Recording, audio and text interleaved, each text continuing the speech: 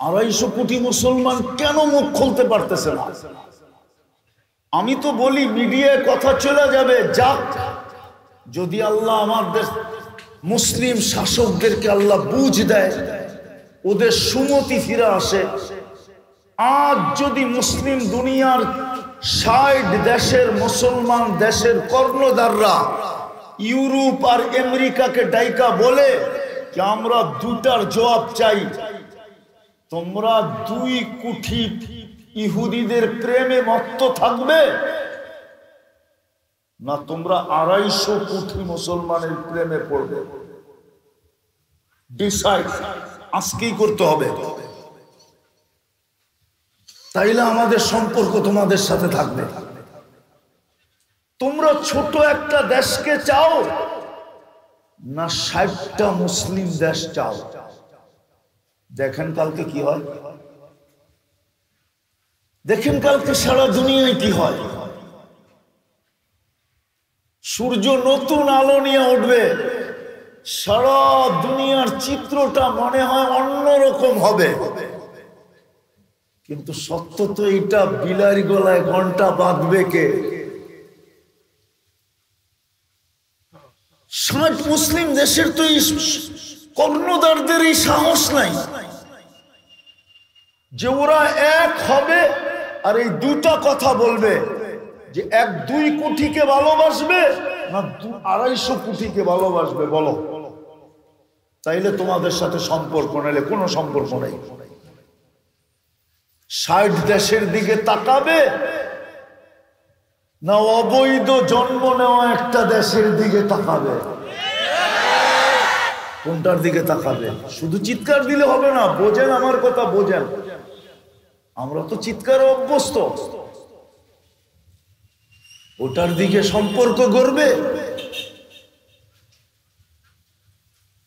সমাধান ছিল, কিন্তু বললাম না, নবীর আদর্শ যখন ছাড়ে তখন এটাই হয়। ওমর রাদিয়াল্লাহু তাআলা আনহুর কথাই সত্য। দেহটা কে বানাইছে? সত্য তো। যদি সমগ্র জগতে আজকে দুনিয়াতে যত মেশিন আছে, মেশিনের আবিষ্কারক কারা বলেন তো? মানুষ, ঠিক না? মেশিনের আবিষ্কারক কে? সমস্ত ছোট থেকে ছোট, বড় থেকে বড় মেশিন চালাইতে যদি বিধি বিধানের প্রয়োজন হয়, তো সমগ্র মেশিন যে মানুষটা অস্তিত্ব দিল, মানুষই তো দিল, ঠিক না? মনে হয় বুঝাইতে পারতেছিলাম। সুর তো হবে না, এই জন্য মনোযোগ দিতে হবে। সমগ্র মেশিন যে মানুষ তৈরি করলো, ওটাকে যদি রীতি নীতির মাধ্যমে পরিচালনা করতে হয়, ছোট থেকে ছোট মেশিন, ছোট থেকে ছোট যন্ত্রাংশ, রীতিনীতি মাইনা যদি পরিচালনা করতে হয়, তাহলে যেই মানুষটা সমগ্র দুনিয়ার মেশিন গুলা অস্তিত্ব দিল, এটাও তো একটা মেশিন। মানুষের দেহটাও তো একটা মেশিন। চলেন আর একটু খুলা দেই। সমস্ত মেশিনের ভিতরে সীমাবদ্ধতা আছে। এক সময় যে বলে আমার ভিতরে আর ক্যাপাসিটি নাই, ক্ষমতা নাই। যেমন মোবাইল মনে করেন, এটার ভিতরে একটা সেভিং পাওয়ার আছে, কতগুলা নাম্বার সেভ করতে পারবে। এক সময় যে বলবে হবে না। এরকম অক্ষরের ক্ষমতা আছে। কোন নাম যদি বেশি লম্বা হয়ে যায় তো ফোন সিগন্যাল দিতে থাকেন, এটা এন্ট্রি হবে না,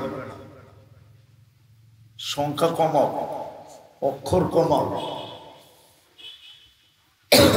সব মেশিনের ভিতরে সীমাবদ্ধতা আছে, কিন্তু মানুষ নামের মেশিনটায় তো কোনো সীমাবদ্ধতা নাই। আমি প্রমাণ দিতেছি, একটা দিয়া প্রমাণ দেই। সমস্ত অঙ্গের ডাক্তার আছে না নাই? আচ্ছা, ডাক্তার কতদিন থেকে? এই ডাক্তারি শাস্ত্রটা কতদিন থেকে? 200 বৎসর তো হবে না? হুজুর বলে না, ডাক্তারি বিদ্যা 200 বৎসর থেকে তো, ঠিক না? সত্য তো? 200 বৎসর ধরে প্রত্যেক অঙ্গ নিয়ে গবেষণা কয়জন করতেছে? একজন, 100 জন, 1000, কত? লক্ষ লক্ষ ডাক্তার চোখ নিয়ে গবেষণা করতেছে, লক্ষ লক্ষ ডাক্তার দাঁত নিয়ে গবেষণা করতেছে, লক্ষ লক্ষ ডাক্তার হাড্ডি নিয়ে গবেষণা করতেছে, লক্ষ লক্ষ ডাক্তার কিডনি নিয়ে গবেষণা করতেছে, লক্ষ লক্ষ ডাক্তার হার্ট নিয়ে গবেষণা করতেছে, লক্ষ লক্ষ ডাক্তার কিডনি নিয়ে গবেষণা করতেছে, এক একটা অঙ্গ নিয়ে গবেষণা করতেছে। সবগুলাকে যদি এই ময়দানে আনা হয় আর যদি বলা হয় যে একটা মানুষ লম্বা হইলে তো 7 ফিট হবে, এর বেশি তো না, ঠিক না? এইখানে 7 ফিটের কেউ নাই, উর্ধে গেলে 6.5 ফিট হইতে পারে। উনিও রাস্তা দিয়ে হাঁটলে মানুষ বলবে বাস যায়, বাস, ঠিক না?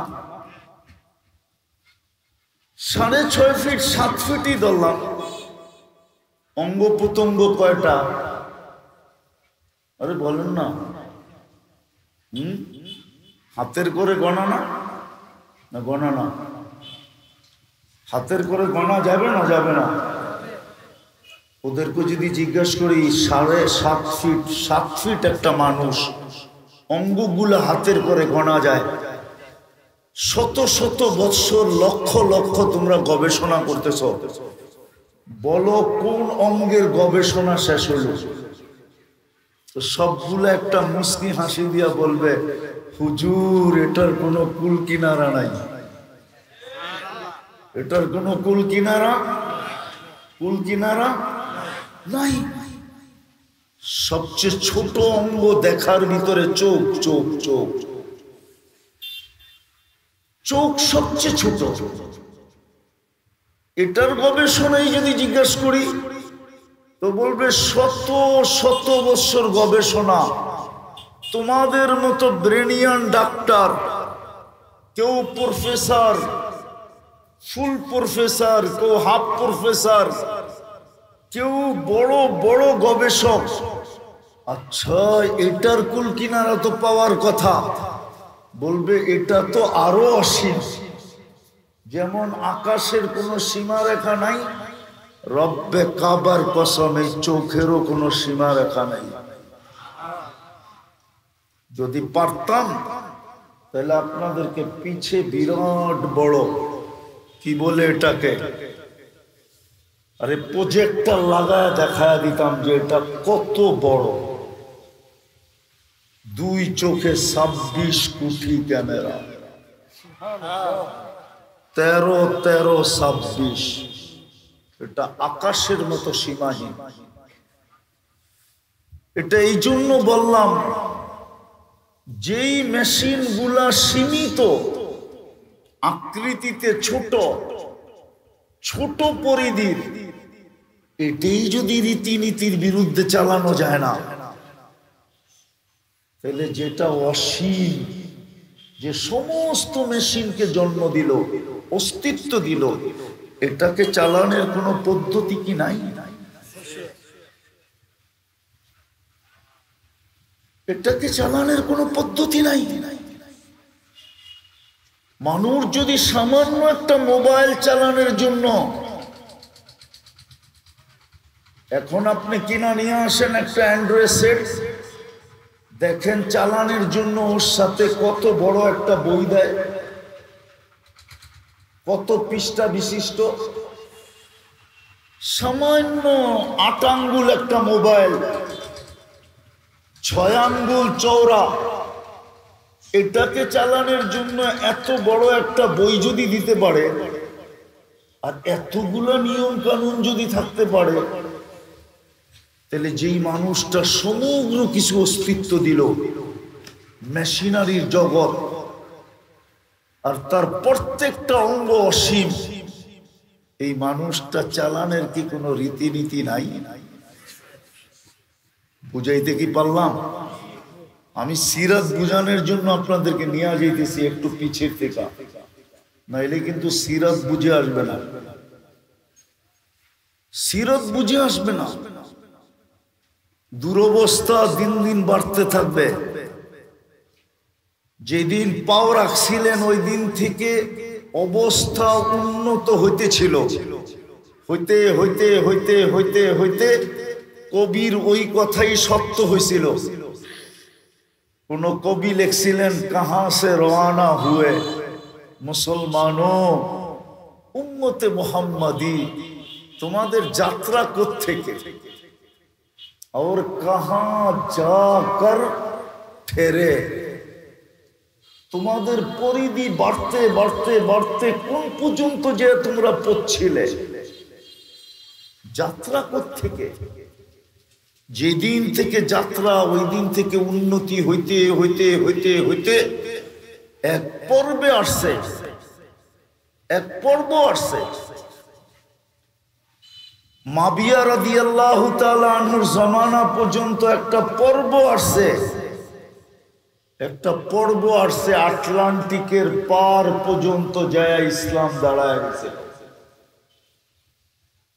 উকবা বিন নাফে রাদিয়াল্লাহু তাআলা আনহু, যার কবর এখনো টিউনিসিয়ায় রাখা, যেইখানে উনি আটলান্টিকে ঘোড়া নামাইছেন, ওইখানে এখনো 2টা মিনার বানানো আছে। আমি 2 বার গেছি ওইখানে। উনি ঘোড়া নামায় দিয়া বলছিলেন, লাউ আলিমতু ওয়ারা হাদাল বাহরি আহাদ মা সাদ্দানি হাদা, আমি যদি জানতাম এই সমুদ্রের ওই পারে কেউ আছে, তাহলে এই সমুদ্র আমার জন্য বাধা না, আমি ওই পর্যন্ত যায়া ঝান্ডা উড়াইয়া দিয়ে আসতাম। আটলান্টিকের পার পর্যন্ত পড়ছে মরিতানিয়া, আরে কি বলে মরক্কো, ওই পর্যন্ত পড়ছে। তৃতীয়টো কবি লেখছেন, আজ কাহা গেরে, আজকে তোমাদের দুরবস্থা কি? কিন্তু ওই দিন আমরা সংখ্যায় বেশি ছিলাম না। যেই দিন আটলান্টিকের পার পর্যন্ত ইসলাম পৌঁছিল, 4 মহাদেশ মুসলমানের পায়ের নিচে ছিল। তখন কিন্তু দুনিয়া এই 4 মহাদেশই ছিল, এশিয়া, আফ্রিকা, ইউরোপ আর রাশিয়া। তখন বাকি মহাদেশ ছিল না, আবিষ্কারই হয় নাই। 4 মহাদেশ মুসলমানদের পায়ের নিচে ছিল।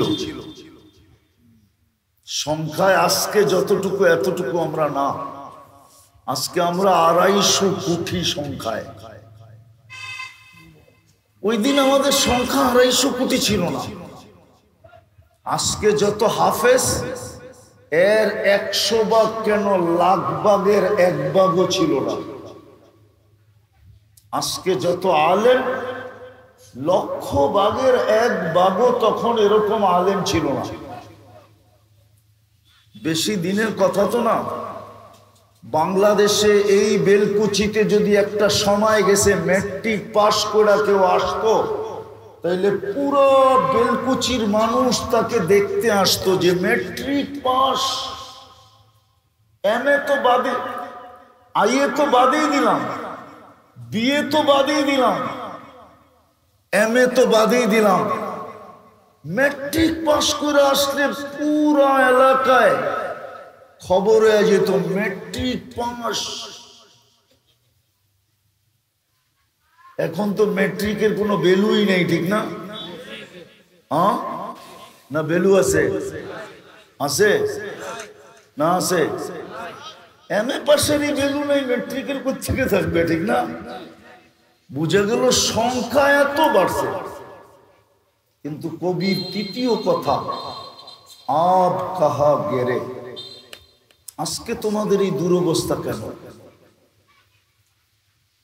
আমাদের এই দুরবস্থা কেন আজকে? এই দূর অবস্থা আমাদের কেন? বোঝা গেল আমরা ভুলে গেছি প্রথম জিনিস, যে এই মেশিনটাকেও পরিচালনা করার জন্য কোন রীতিনীতি আছে। প্রথম ভুলে গেছি এটা। যদি বলবেন এটা কি পরিচালিত না, আমি বলবো হ্যাঁ পরিচালিত বটে, কিন্তু আমরা ভুলে গেছি এটা যে বানাইছে ওনার কাছে জিজ্ঞাসা করে আমরা পরিচালনা করতেছিলাম। যার যেমন মনে চাইতেছে তেমনই এটাকে চালাইতেছে। যুবকের যেমন মনে চায় তেমন চালায়, নারীর যেমন মনে চায় তেমন চালায়, পুরুষের যেমন মনে চায় তেমন চালায়, শিক্ষিতর যেমন মনে চায় তেমন চালায়। প্রত্যেক ব্যক্তি এই দেহটাকে নিজের মন মতো চালাইতেছে।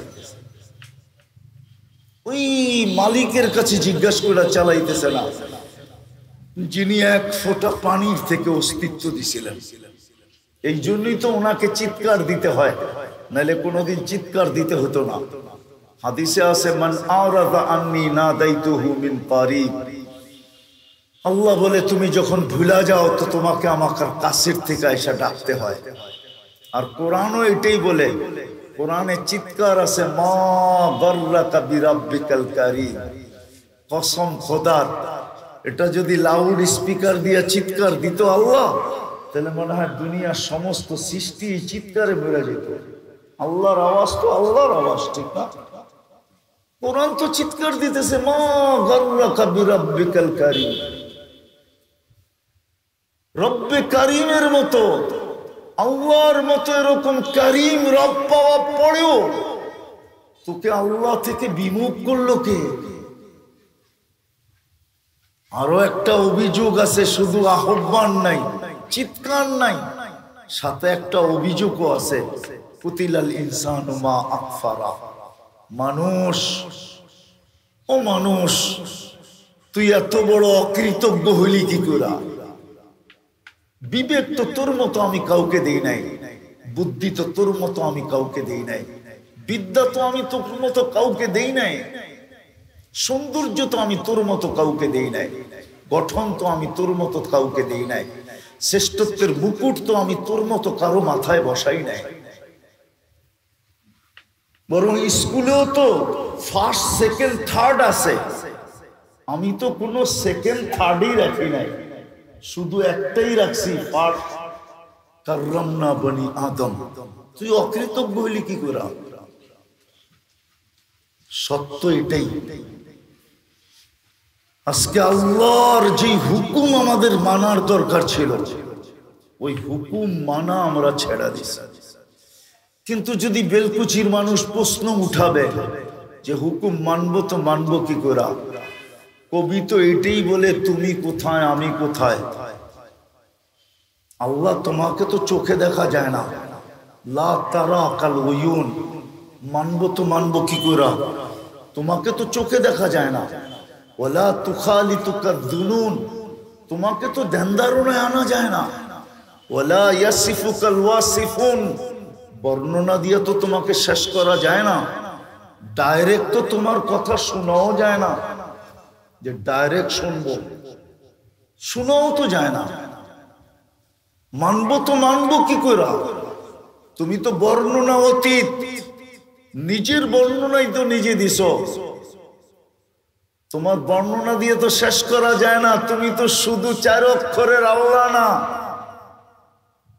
4 অক্ষরের আল্লাহ না।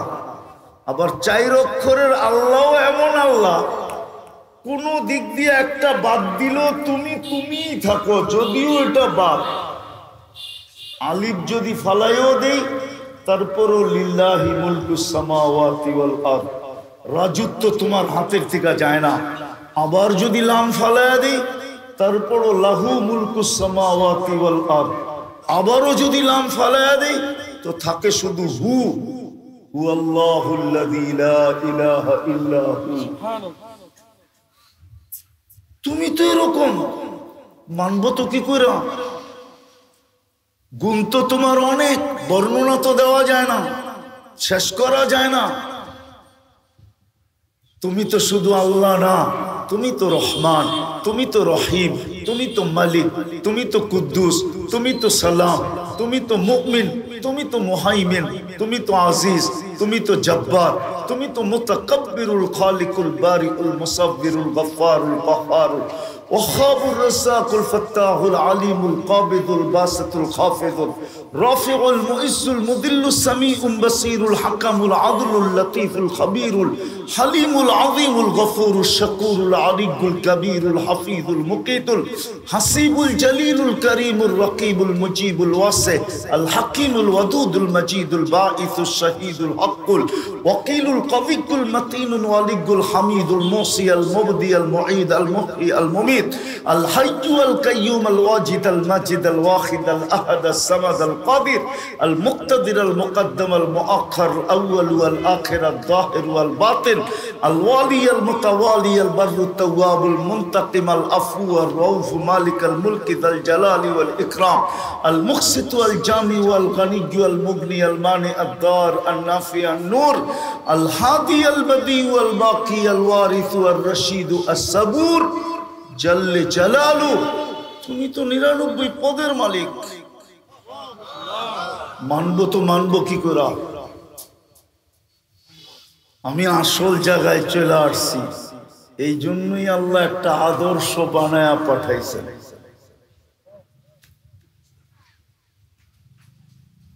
সৃষ্টির ভিতরে সবচেয়ে বড় শ্রেষ্ঠত্ব দিয়া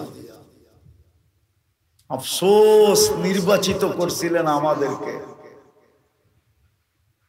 আদর্শ বানায় পাঠাইছিলেন। আর ওই আদর্শকে অনুসরণ অনুকরণ করার জন্য যাতে আল্লাহকে মানা হয়। আর যেই কয়দিন এইখানে থাকি কোরআনের ওই কথা সত্য হইতে থাকে, আনতুমুল আলাউনা, তোমাদের উপরে আমি কাউকে উঠতে দিব না। ওই আয়াত যেন সত্য হয়, যতদিন থাকে মাথা যেন উঁচা থাকে। আজকে বড় আফসোসে বলতেছি,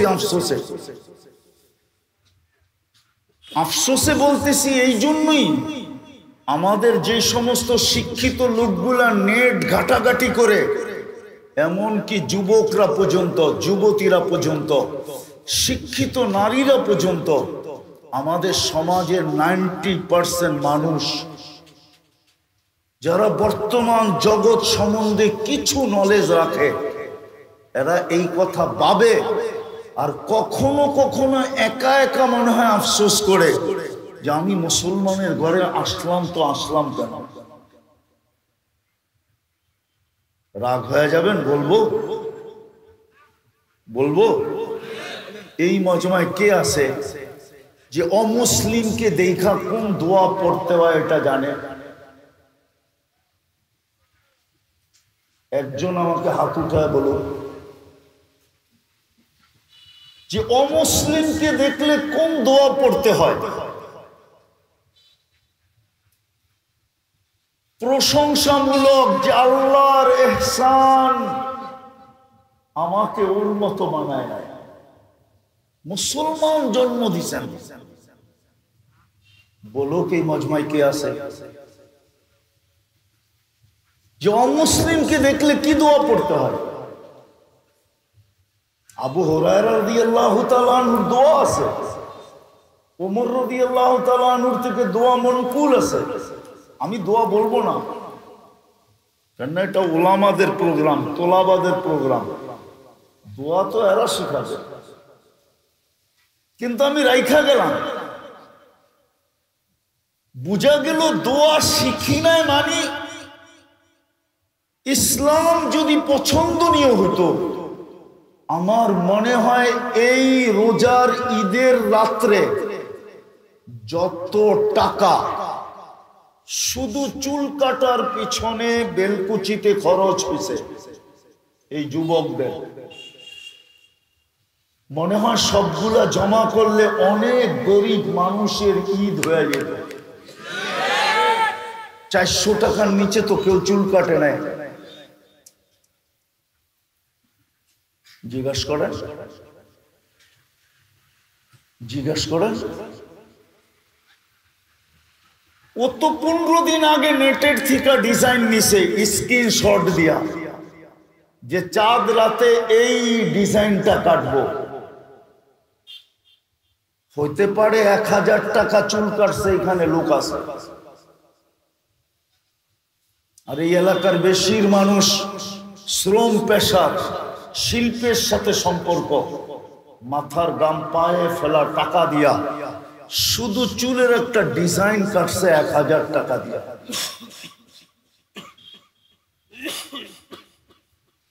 ইচ্ছা করলে চুল কাটার পরে যে টাকা বাঁচতো ওটা দিয়া চিনি আর শ্যামাই হইয়া আরো কিছু হয়ে যেত। যদি ইসলাম প্রিয় হইতো, বোঝা গেল আমাদের কাছে ইসলাম প্রিয় না। কারণ আমরা জানি দুনিয়াতে সবচেয়ে বর্তমানে নির্যাতিত ইসলাম, সবচেয়ে বেশি অবহেলিত ইসলাম, সবচেয়ে বেশি ঘৃণিত ইসলাম, সবচেয়ে বেশি লাঞ্ছিত ইসলাম, অথচ সংখ্যায় 250 কোটি, 60টা মুসলিম দেশ। কেন এই দুরবস্থা? ওই যে বললাম না, আল্লাহর হুকুম মানা হয় না। আল্লাহর হুকুম যদি মানতো তাহলে তো কোরআনের কথাই সত্য ছিল, আনতুমুল আলামুনা, তোমাদের উপরে কাউকে যেতে দিব না। তাহলে তো কোরআনের কথাই সত্য ছিল।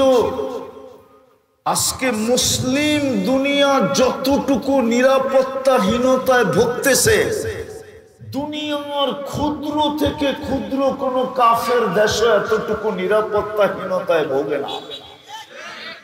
একটা উদাহরণ দিব, বলবো আবার মিডিয়ায় চলে যাবে, তারপরও বুঝানোর জন্য বলতেছি।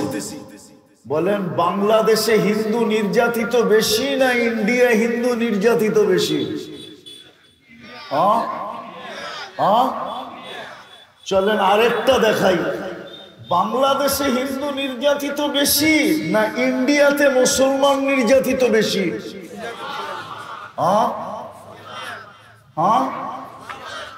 কয় গুণ বেশি? আরে বলেন না কয় গুণ বেশি? কিন্তু দুনিয়ার কেউ তো আওয়াজ উঠায় না। কে জানি ভুয়া বইলা দিছে যে বাংলাদেশে হিন্দু নির্যাতিত 5 তারিখের পরে, ওটা লইয়া সারা দুনিয়া কথা উঠায় দিছে। কানে হাত দিয়া পর্যন্ত দেখে নাই যে কান আছে না না আছে। চিলে কান নিয়ে গেছে, শুনছে, চিলের পিছনে দৌড়ানি শুরু করছে, হাত দিয়া দেখে নাই যে আসলে কানটা আছে কি নাই। তাহলে আপনি কতটুকু নির্যাতিত সারা দুনিয়ায়? কেন? কোরআন তো বলে না নিরাপত্তাহীনতায় আপনি ভুগতেছেন কেন? কোরআন তো বলে না নিরাপত্তাহীনতায় মুসলমান উম্মতে মুহাম্মদী ভুগবে। কোরআন তো বলে উলাইকা লাহুমুল আমান, কাউকে নিরাপদ রাখি আর না রাখি, ও উম্মতে মুহাম্মদী আমি তোকে নিরাপদ রাখবো। নিরাপদ আমি কোরআনের শব্দ দিতেছি। কোরআন তো বলে কাউকে আমি পাখির মতো পালি আর না পালি, ও উম্মতে মুহাম্মাদি রিজকুন কারীম, তোকে আমি পাখির মতো সম্মানের রিজিক দিয়া পালব। কোরআন তো বলে কাউকে আমি পছন্দের জীবন দেই আর না দেই। কোরআন তো বলে হায়াতান তাইয়্যিবা, উম্মতে মুহাম্মাদি তোকে আমি পছন্দের জীবন দিব। তুই দিনে বৃষ্টি পছন্দ করবি না, আমি দিনে তোকে বৃষ্টির একটা ফোঁটাও দেখাবো না। কিন্তু তুই ভাববি রাত্রে তো বিদ্যুৎ থাকে না, আমি ঘুমাবো তো ঘুমাবো কি করে? তো আল্লাহ বলে আমি রাত্রে বৃষ্টি দিব যাতে তোর ঘুম ঠান্ডায় ঠান্ডায় হয়, আর সারাদিন বৃষ্টি বন্ধ রাখবো যাতে তুই কাজ মন খুলা করতে পারিস। আমি হাদিস বলতেছি, হাদিসের তর্জমা বানায় বলতেছি না, পড়া দেখেন। এমন পর্যন্ত বলছে দিনের বেলা তোদেরকে না বিদ্যুতের আকাশের বিজলির চমক দেখাবো, না মেঘের গর্জন শোনাবো। দিনের বেলা গর্জন শোনাবো না, আর বিদ্যুতের চমকানি দেখাবো না, এটা ঘুমের ভিতরে হবে। এরকম মন্নত দিব, তোরা যা চাবি তা দিব। কিন্তু আজকে এই দুরবস্থা কেন? হায় রসুল তো 23 বছর এই জন্যই কাঁদতেন, এই জন্যই তো কান্না ছিল, এই জন্যই তো কান্না ছিল। প্রথম ওহি, দ্বিতীয় ওহি আসতে দেরি, চোখ দিয়া পানি পড়তে দেরি হয় নাই। আমি দুই একটা চিত্র আপনাদের সামনে তুলে ধরি। এই জন্যই তো 23 বছরের কান্না ছিল, এই জন্যই তো উম্মতকে কোনো পর্বে ভুলেন নাই, সব ভুলা গেছেন, ফ্যামিলি পর্যন্ত বলছেন, হাসান হোসাইন পর্যন্ত বলছেন, কিন্তু উম্মত বলেন নাই, কোথাও উম্মত বলেন নাই। 23 বছর চোখের পানি শুকায় নাই। জিবরিল বলে, জিবরিল মা জালা আরাকা তাবকি। মিকাইল এক পাশ থেকে এসে বলতেছে মা জালা আরাকা তাবকি। আমাদেরকে শোনানোর জন্যই বলছিলেন, নাইলে বলতেন না। যখনই দেখি কাঁদেন কেন, তো আল্লাহর রাসূল প্রথম একটা প্রশ্ন করছে জিবরিল আলাইহিস সালামকে, আপনি কাঁদেন কেন? যেদিন থেকে আপনাকে দেখতেছি চিনতেছি ওই দিন থেকে দেখি আপনি কাঁদেন। তো বলছে যেদিন থেকে দোজখ তৈরি করছে ওই দিন থেকে আমার চোখের পানি থামে না। মিকাইল আলাইহিস সালামকে জিজ্ঞেস করছে আপনি কাঁদেন কেন? বলছে যেদিন থেকে শয়তানকে বিতাড়িত করছে ওই দিন থেকে আমার চোখের পানি থামে না। বলছে এইবার শুনবেন আমারটা কেন থামে না? বলছে বলেন। বলছে উম্মতের জন্য আমার চোখের পানি থামে না। যার 23 বছর চোখের পানি থামে নাই, মুদ্দাসসির নাজেল হইতে দেরি, চোখে পানি আসতে দেরি করে নাই। আম্মা জান জিজ্ঞাসা করছে দাসসারতুক আনতাল খারিজ, আপনাকে তো কম্বলে রেখে গেলাম, বাইরে কেন? তো বলছে যা যালিকান নামুস, ওই ফেরেশতা আবার আসছে আর শোনায় গেছে কুম ফাআনযির রাব্বাকা ফাকাব্বির, বেরোন। কিন্তু খাদিজা মান আদু ওয়া মান ইউজিব, কাকে দাওয়াত দিব, কে আমার কথা শুনবে? মক্কা তো 360-এর পূজারী। তো খাদিজা বুকে নিয়ে বলছিলেন আনতা আউয়ালা দাঈ ওয়া আনা আউয়ালা মুজিবা, আপনি সর্বপ্রথম আমাকে দাওয়াত দেন, কেউ গ্রহণ করুক আর না করুক আমি তো করব। ওই দিন থেকে চোখের পানি শুরু। সত্য এটাই ছিল। ওই আল্লাহকে না মানার কারণে আমাদের এই দুরবস্থা। কিন্তু প্রশ্ন চলে আসছে মানবো কি করে? তো আল্লাহ এক আদর্শ পাঠায়া দিয়েছিলেন, মুহাম্মদুর রাসূলুল্লাহকে পাঠায়া দিয়েছিলেন, যার এক একটা ছোট ছোট আদর্শ, ছোট ছোট অভ্যাস, রব্বে কাবার কসম সমগ্র সৃষ্টিও যদি এক পাল্লায় রাখা হয় আর আল্লাহ রসুলের একটা ছোট ক্ষুদ্র আগনা আদর্শ, যেটা উঠায়া খাইলে করলেও চলে না করলেও চলে। একটা উদাহরণ দিয়ে দেখাই। পারস্যের প্রতিনিধি আসছে না, রুমের প্রতিনিধিরা আসছে, ডেলিগেট আসছে ওমর রাদিয়াল্লাহু তাআলা আনহুর সাথে। তো খাইতে বসছেন, তো খানা একটা পড়া গেছে, রুটি সামান্য একটা টুকরা পড়া গেছে। তো উনি যখন হাত দিয়া উঠাইতেছিলেন তো সাথীরা বলতেছিল এরা পারস রুমের সম্রাটের ডেলিগেট, এরা পড়াখানা উঠায় খাওয়া পছন্দ করে না।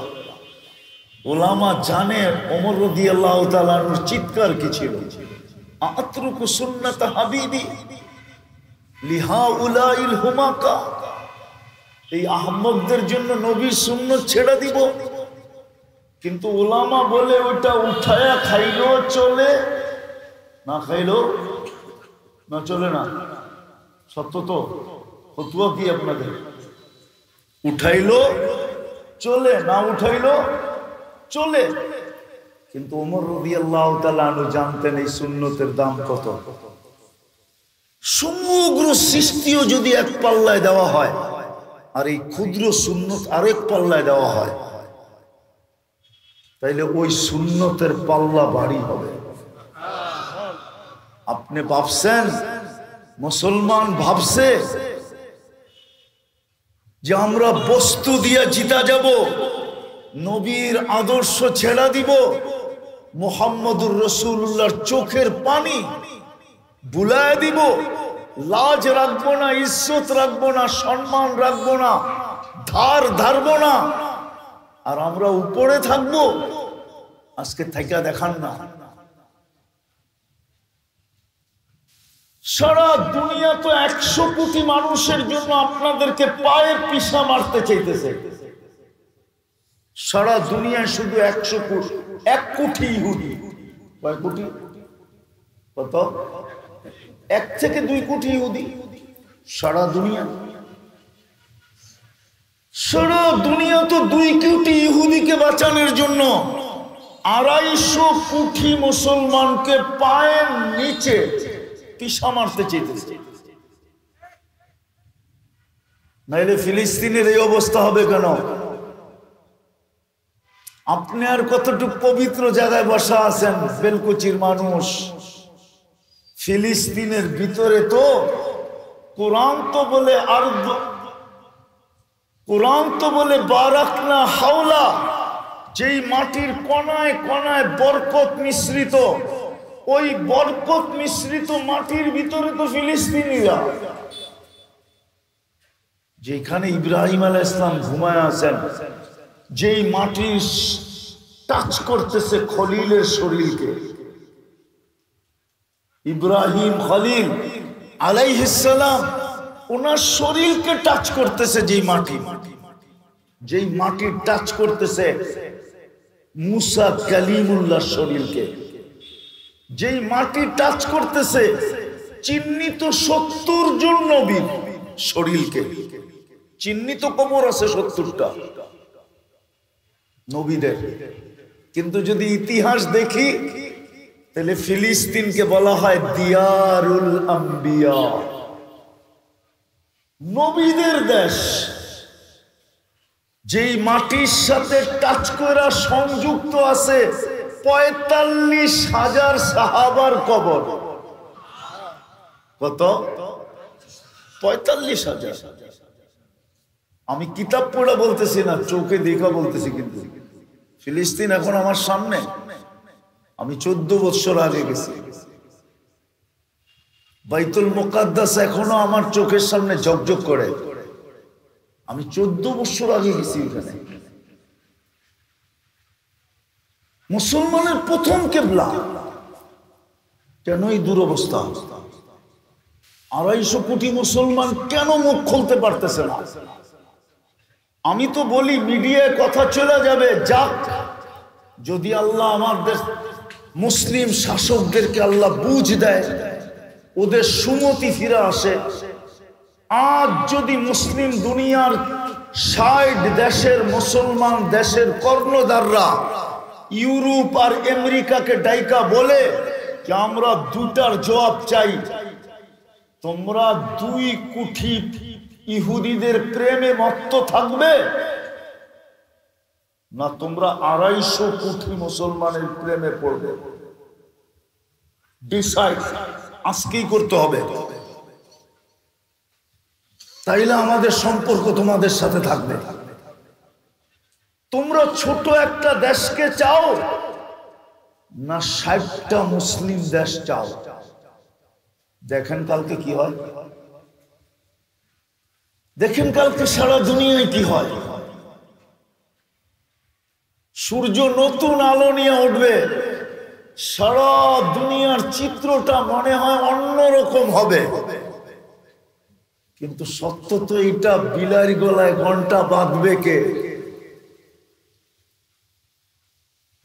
60 মুসলিম দেশের তো কর্ণধারদের এই সাহস নাই যে ওরা এক হবে আর এই দুটা কথা বলবে যে 1-2 কোটিকে ভালোবাসবে না 250 কোটিকে ভালোবাসবে, বলো। তাইলে তোমাদের সাথে সম্পর্ক, নাইলে কোনো সম্পর্ক নেই। 60 দেশের দিকে তাকাবে না অবৈধ জন্ম নেওয়া একটা দেশের দিকে তাকাবে? কোনটার দিকে তাকাবে? শুধু চিৎকার দিলে হবে না, বোঝেন আমার কথা, বোঝেন। আমরা তো চিৎকারে অভ্যস্ত, ওটার দিকে সম্পর্ক গড়বে। সমাধান ছিল, কিন্তু বললাম না, নবীর আদর্শ যখন ছাড়ে তখন এটাই হয়। উমর রাদিয়াল্লাহু তাআলা আনহুর কথাই সত্য। এই জন্য মেরে দোস্ত, সিরাত 23 বছর কাঁদতে কাঁদতে গেছে, আজও কাঁদতেছেন, আজও আরশও কান্না করছেন। উম্মতকে আরশও বলেন নাই, কিয়ামতের মাঠেও বলবেন না। উম্মতকে সবকিছু এই ছোট জীবনটা দেওয়ার জন্য, যেটা আমি 2-3টা দেখাইলাম, সবাই উপরে থাকার জন্য, নিরাপদ থাকার জন্য, পাখির মতো জীবন পালার জন্য, মন মতো নিজের পছন্দ মতো জীবন কাটানোর জন্য, যতদিন দুনিয়াতে থাকবে ইজ্জতের সাথে থাকার জন্য এক আদর্শ দিয়েছিলেন মুহাম্মদুর রাসূলুল্লাহ সাল্লাল্লাহু আলাইহি ওয়াসাল্লামের আদর্শ। আদর্শ দিয়েছিলেন, কিন্তু আফসোস আফসোস আফসোস আফসোস, যেই আদর্শ মুসলমানের অর্জন করা দরকার ছিল ওটাকে ছেড়া দিছে। আজকে বিদাতির আদর্শে আদর্শবান 90% মুসলমান, বরং 99 বলা যায় উম্মতে মুহাম্মাদি আজকে বিজাতির আদর্শে আদর্শবান, আর আপনি থাকবেন সুখে। এটা কোনোদিন হয় না। সুখ তো মুহাম্মদুর রাসূলুল্লাহর আদর্শে, নিরাপত্তা তো মুহাম্মদুর রাসূলুল্লাহর আদর্শে।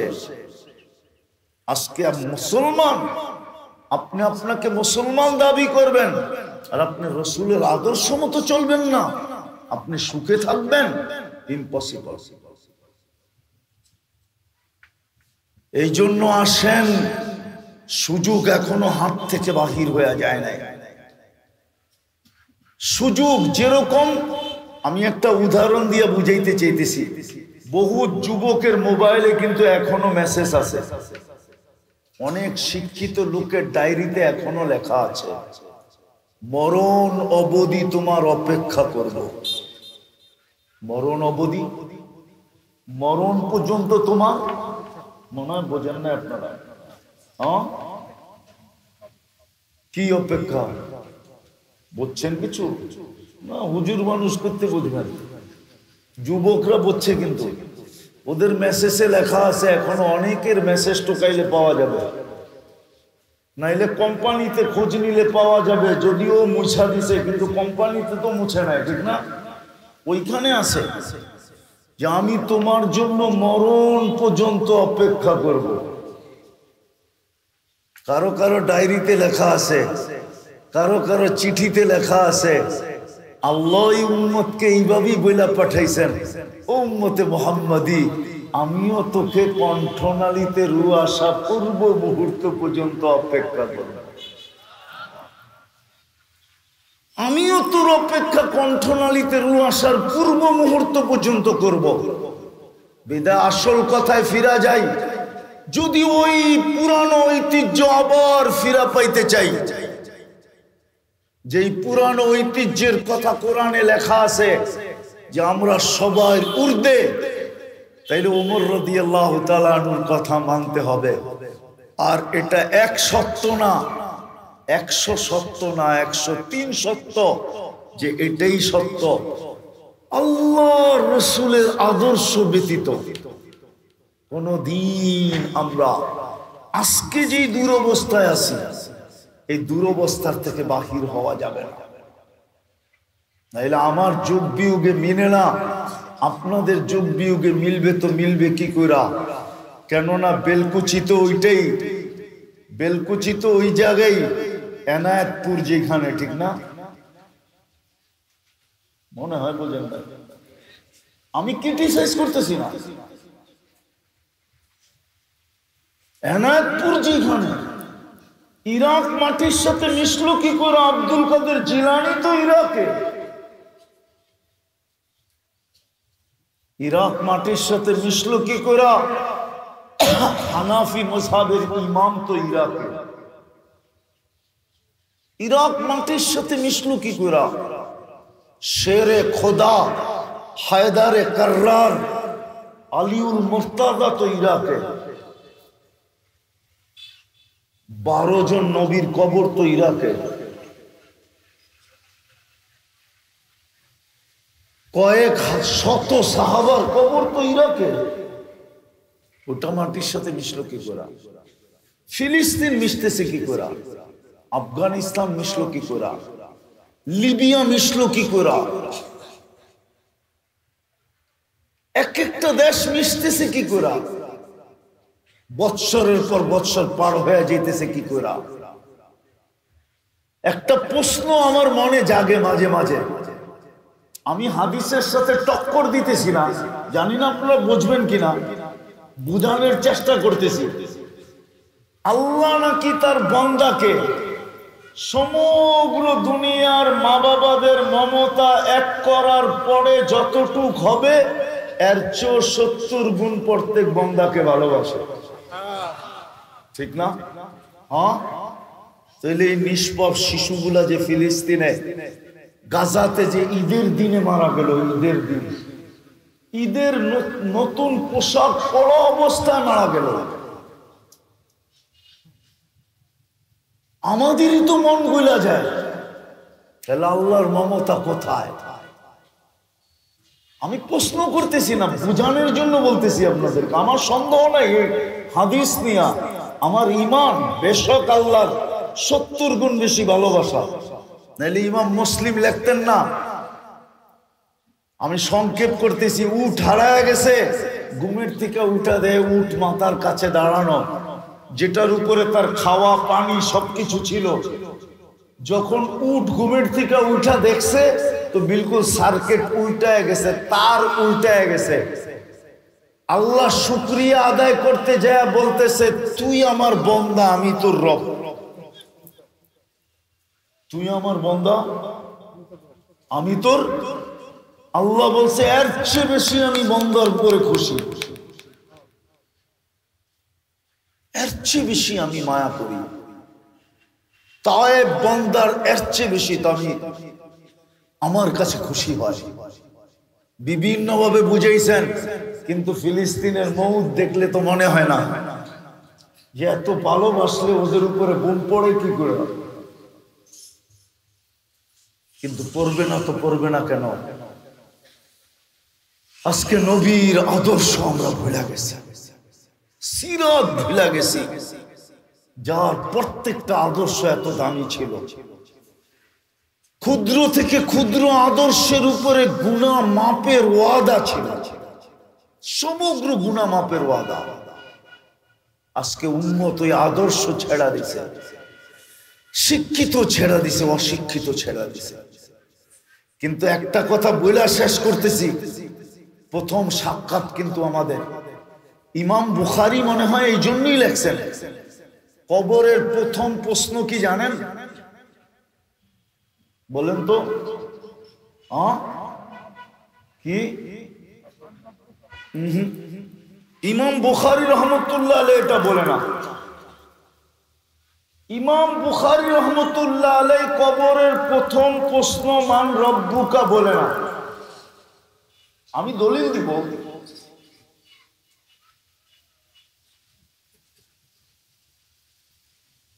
হ্যাঁ আমি দলিল দিব। বাবু ইয়াসমাউল মাইয়িতু খেরকান নিআল, এই বাবের ভিতরে ইমাম বুখারী রাহমাতুল্লাহ আলাইহি হাদিস আনছেন। কবরের প্রথম প্রশ্ন, মা কুনতা তাকুলু ফি হাদার রাজুলি মুহাম্মাদিন সাল্লাল্লাহু আলাইহি ওয়াসাল্লাম, বলো এই ব্যক্তির আদর্শে তুমি কতটুকু আদর্শবান ছিলা, এর ব্যাপারে তুমি কি বলতা, তোমার কি ধারণা ছিল, কি আলোচনা ছিল, কি গবেষণা ছিল, কি কথা ছিল, কি ভাবনা ছিল, কি চিন্তা ছিল, কি বলা ছিল, বলো আগে এটা, বাকি দুটা পরে জিজ্ঞাসা করব। মা কুনতা তাকুলু ফি হাদার রাজুলি মুহাম্মাদিন, উঠান বুখারী, নাইলে নিয়ে আসেন আমি দেখায় দিই। কিতাবুল জানায়েজের ভিতরে আছে, বাবু ইয়াসমাউল মাইয়িতু খেরকান নিআল, যখন কবর দিয়ে চলে যেতে থাকে তখন আত্মীয় স্বজনের জুতার আওয়াজ মাইয়ের শুনতে পায়। তখনই দুইজন আসে, আয়েশা তাকে জিজ্ঞাসা করে, মা কুনতা তাকুলু ফি হাদার রাজুলি মুহাম্মাদিন, আগে বল এর আদর্শে কতটুকু আদর্শবান ছিলি। যদি এটার প্রমাণ দিতে পারিস তাহলে বাকি দুটা তোকে জিজ্ঞাসা করতে হবে না, বোঝা গেল বাকি দুটা ওকে। আর যদি এটার জবাব না দিতে পারিস তাহলে বোঝা গেল বাকি দুটাও ওকে না। সর্বপ্রথম এই প্রশ্ন করব, সর্বপ্রথম আমরা সামনে হব হাউজে কাউসারে। এই জন্যই তো বলবে সুফকান সুফকান লিমান গাইয়ারা বাদি। ও যুবক, তুমি কি চেহারা দেখাবে যে তোমার জন্য দুনিয়াতে 23 বছর কাঁদলেন, কবরে কাঁদতেছেন, আরো সে যে কাঁদলেন, কিয়ামতের মাঠে তোমার জন্য কাঁদবে, তুমি কি চেহারা দেখাবে তাকে? আজকে আমাদের দুরবস্থার কারণ এটি, নবীর আদর্শ ছেড়ে দিছি। শুধু সীমিত কিছু লোকের জীবনে আছে, শুধু হুজুরদের জীবনে আছে, তাও যে পুরা আছে আমি এটা বলবো না। আমাদের জীবনেও কতটুকু আদর্শ আছে, নবীর সুন্নত কতটুকু আছে। আসেন আসেন, যদি পুরানো হারানো ঐতিহ্য আবার ফিরা পাইতে চাই, তাইলে আমরা যদি ফিরতে নাও পারি তো আমাদের জন্য একটা রাস্তা খোলা আছে, সেটা হলো সারা দিন যদি তওবা করতে পারি, ডেইলি যদি আল্লাহর কাছে মাপ চাইতে পারি। ইয়া কওম ইস্তাগফিরু রাব্বাকুম ইন্নাহু কানা গাফফারা। যদি ডেইলি তওবা করতে পারি তাইলেও হয়তো হইতে পারে আবার ওই সোনালী যুগ ফিরে আসবে। নাইলে কিন্তু অঙ্গীকার এটাও আছে বন্ধুর সাথে, বন্ধু বানায়া তো ফেলছি আমি, উম্মতে মুহাম্মদী তো আমি নির্বাচিত করছি, আপনার উম্মত তো আমি এদেরকে বানাইছি, এরা তো নিজেরা হয় নাই।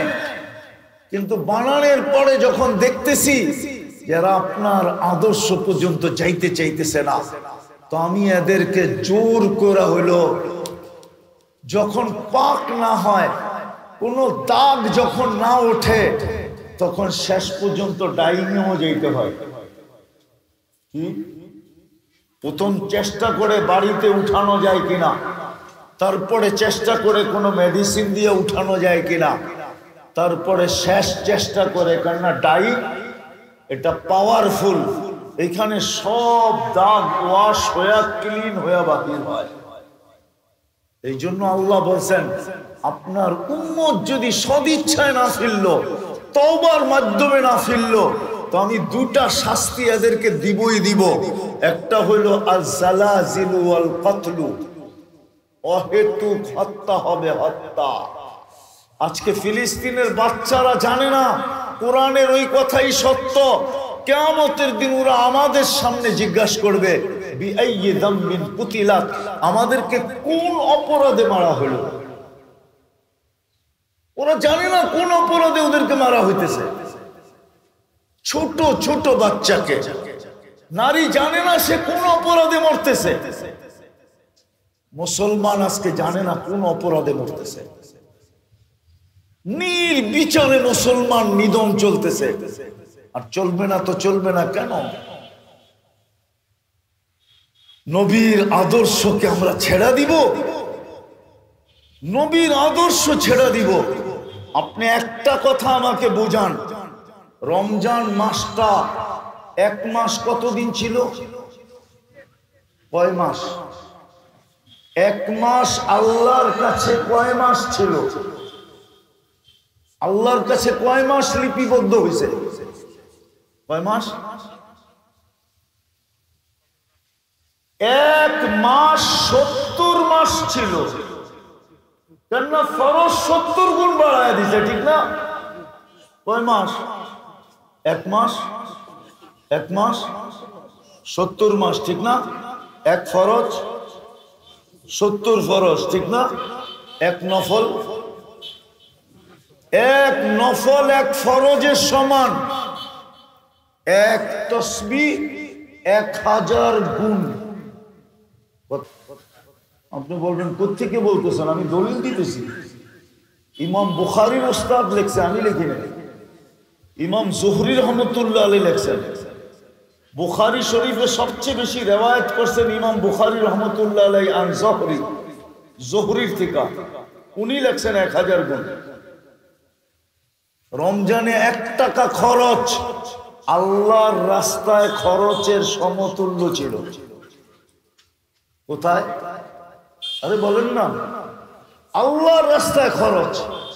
আল্লাহর রাস্তার খরচের মূল্য কতটুকু? নিচে নিচে 7 লক্ষ, উপরে 49 কোটি। কত?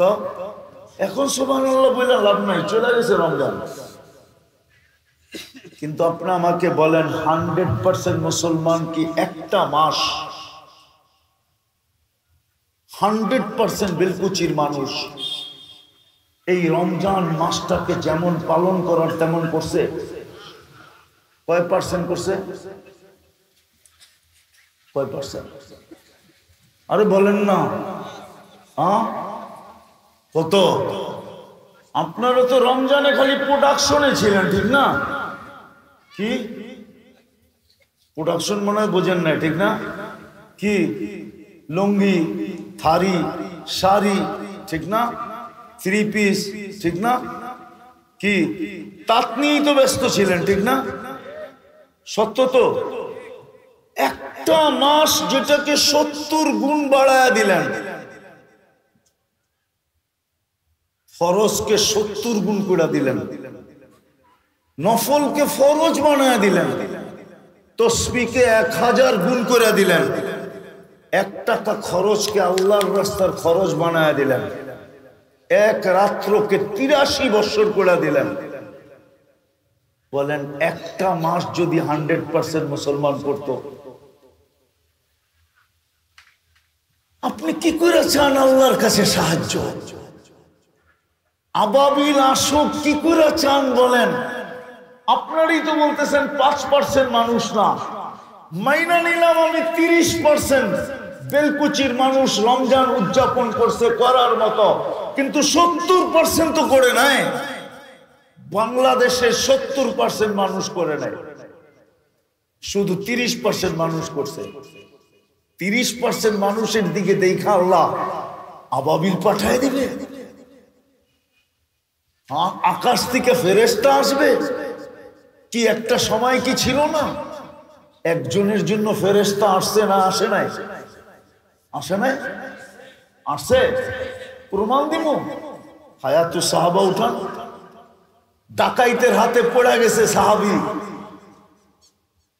বলছে মাল নিয়ে আনে, বলছে আমার নীতি না, আমার নীতি হলো মালও নিব জানও নিব, তোকে হত্যা করব। বলছে ঠিক আছে 2 রাকাত পড়তে দে। কোরআনে এই লাশগুলো তোর মতো পড়ছিল কোরআনে।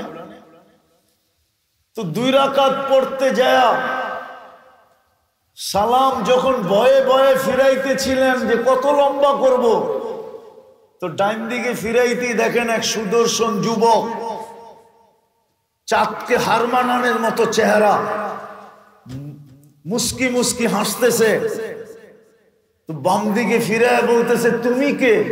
তো ফেরেশতা বলতেছে ওয়া রে ওয়া, ডাইকা আল্লাহ তুমি, আর তুমি জিজ্ঞেস করো তুমি কে?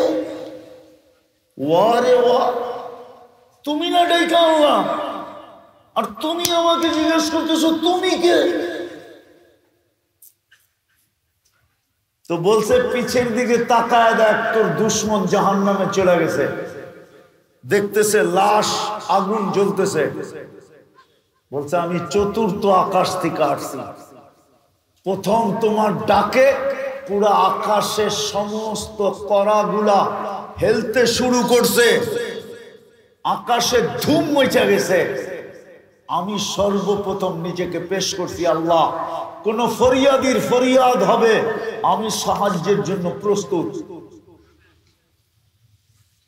বলছে দ্বিতীয় ডাকে অমুক আকাশে, তৃতীয় ডাকে অমুক আকাশে, 4th ডাকে তোমার পাশে দুশ্মন জাহান্নামে আমি দাঁড়ায় আছি।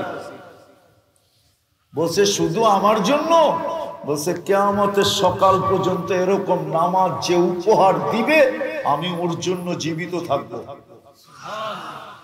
একজনের জন্য তো ফেরেশতা আসছে, আজকে পুরা জাতির জন্য আসে না কেন? আসেন, আমি হয়তো বুঝাইতে পারি নাই, আমার কাছে ভাষা নাই বিদায়, আর হইতে পারে ব্যথা ভিতরে বেশি, এই জন্য এলোমেলো হয়ে গেছে। আসেন তওবা করি, তওবা করি। আজকে করবেন? কে কে করবেন তওবা দেখি? পাক্কা? হ্যাঁ, নামান। আর পায়ে হাত দিয়া বলি, এই সমস্ত আলেম ওলামার এখনো ক্ষেত্র খোলা আছে। এখনো আলেমদের কোনো প্রয়োজন ছিল না ঈদের 2 দিন পরেই আপনাদেরকে একত্রিত করে সিরাত শুনানের, কোনো প্রয়োজন ছিল না। এই আলেমদের কোনো প্রয়োজন ছিল না এই সংগঠনের, কিন্তু কাঁধে দায়িত্ব বিদায়, নাইলে কোনো প্রয়োজন ছিল না। আপনাদেরকে 5,000 6,000 টাকা বেতন নিয়ে ইমামতি করার কোনো দরকার ছিল না, বরং ব্যাংক চালাইলে 30,000 টাকা পাইতো। এখন তো ব্যাটারি দিয়ে চালাইতে হয়, শক্তি দিয়ে চালাইতে হয় না। আর অটো চালাইলে ইজ্জত যায় না। আলী রাদিয়াল্লাহু তাআলা আনহুর মতো মানুষ যদি মজদুরি করলে ইজ্জত না যায় থাকে, তাহলে উলামাও অটো চালাইলে ইজ্জত যাবে না। এরা কেন 10,000 টাকা বেতনে চাকরি করেন? 8,000 5,000 6,000? কি বেলকুচিতে নাই ইমামতি 6,000? সবচেয়ে বেশি হবে মনে হয় 3-4 লাখ টাকা, ঠিক না? সবচেয়ে ঊর্ধ্বে বেতন কত বেলকুচিতে? 20,000 হবে, 25,000 হবে। কেন এরা করে? এখনো সুযোগ খোলা আছে। তওবা করলাম, দায়িত্ব কাঁধে বিদায়, এরা আপনাদেরকে একত্রিত করছে, আপনাদের আমাদের হাতে পায়ে ধরতেছে, বুঝাইতে চাইতেছে। আসেন আজকের থেকে আমরা একটা অঙ্গীকার করি, কিছু যদি নাও করতে পারি, 2টা কাম যদি করতে পারি। একটা হলো আজকের থেকে যদি আমি তওবায় অভ্যস্ত হইতে পারি। পারবেন? কে কে পারবেন? আজকের থেকে আমি তওবা করব, কমসে কম ডেলি ঘুমানোর আগে হলেও করব নামাজ। দ্বিতীয়, কোনো না কোনো হক্কানি আলেমের সাথে নিজেকে সঙ্গী বানান। হক্কানি আলেমদের সঙ্গী হন, এদের সঙ্গে থাকেন, এদের সাথে উঠা, এদের সাথে বসা, এদের সাথে চলা, এদের সাথে ফিরা, এদের সাথে আসা, এদের সাথে যাওয়া, এদের সাথে ভালোবাসা, এদের সঙ্গে থাকেন। কখনো এদের থেকে দূরে থেকেন না। আমি লিখি না, ইমাম গাজালি লেখছেন রহমতুল্লাহি আলাইহি, কিয়ামতের দিন আল্লাহ জিজ্ঞাসা করবে, যেই আলেমের সাথে যে বৈশা খাইছে তুই এর সাথে খাইছিস কিনা বল। যদি প্রমাণ দিতে পারে তো আল্লাহ বলবে যা, তোকেও মাফ করে দিলাম। আমি লিখি না, ইমাম গাজালি রহমতুল্লাহ লেখছেন। কথা এটা আমার না, ও আল্লাহ এই পর্যন্ত বলবে, আলেমদের সাথে যে বৈশা খাইতো তুই কোনদিন তার সাথে বৈশা খাইছিস কিনা এটা প্রমাণ দে আমাকে। প্রমাণ দিতে দেরি, পার করতে দেরি করবে না। আলেমদের সাথে থাকতে নবীর আদর্শের দিকে ফিরে আসি। একটা সুন্নত হলো সঙ্গী বানাই, নাইলে এই হাদিস কোনোদিন আসতো না। আল্লাহর রাসূল কনসিডার করতে করতে করতে করতে করতে এই জায়গায় এসে পড়ছেন, কেননা এর নিচে কোনো স্তর নাই। থাকলে মনে হয় আরো নিচে যেতেন। মান তামাসসাকা বিসুন্নতি ইনদা ফাসাদি উম্মতি ফালাহু আজরু মিয়াতি শহীদ। একদিন আসবে, একটা আদর্শকে যদি ধরে তুমি কবর পর্যন্ত পৌঁছতে পারো তো আমি তোমাকে কবরে 100 শহীদের মালা নিয়ে স্বাগত জানাবো। যুবক, তোমাদের পায়ে হাত দিয়া বলি, আমি তোমাদেরকে একটা কথা বলবো, কমসে কম চুলটা নবীর আদর্শে কাটো। কমসে কম একটা সুন্নত, যেটা তোমার জন্য সহজ হয়, আজকের থেকে অঙ্গীকার করো। নাইলে এতটুকুই করো যে আমি প্যান্টটা যখন পরবো তো ডাইন পাও আগে দিব, গেঞ্জিটা যখন পরবো তো ডাইন হাতটা আগে দিব, শার্টটা যখন পরবো তো ডাইন হাতটা আগে দিব, জুতাটা যখন পরবো তো ডাইন পাওটা আগে দিব, যখন খুলবো তো ডাইন থেকে শুরু করব, পরবো তো ডাইন থেকে শুরু করব। মা বোনরাও যদি অঙ্গীকার করে যে আমি ঘরের কাজগুলা যখন শুরু করব তো ডাইন থেকে শুরু করব, কেননা ইন্নাল আল্লাহ রাসূল ইউহিব্বুত তায়ামুনা, ডাইনকে পছন্দ করতেন। এই সুন্নত যদি ধরে রাখতে পারি তাহলে ইতিহাস বলে ইতিহাস।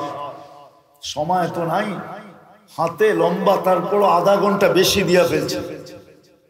উচিত, আমার টাইম ছিল 10:30 পর্যন্ত, এখন বাজতেছে 10:50। লম্বা দিয়া দিতি, ইতিহাসের পাতা উঠাইলে পাওয়া যাবে এক সুন্নতে সাহাবায়ে কেরাম জিতা গেছে। যুদ্ধের ময়দানে বিজয় লাভ করছেন শুধু এক দাঁতের মেসওয়াকের সুন্নত দিয়া, মেসওয়াকের সুন্নত। আজকেও ওই আল্লাহ আছে, ইনশাআল্লাহ আদর্শ বানাবো তো। আল্লাহ আমাদেরকে আমল করার তৌফিক দান করে।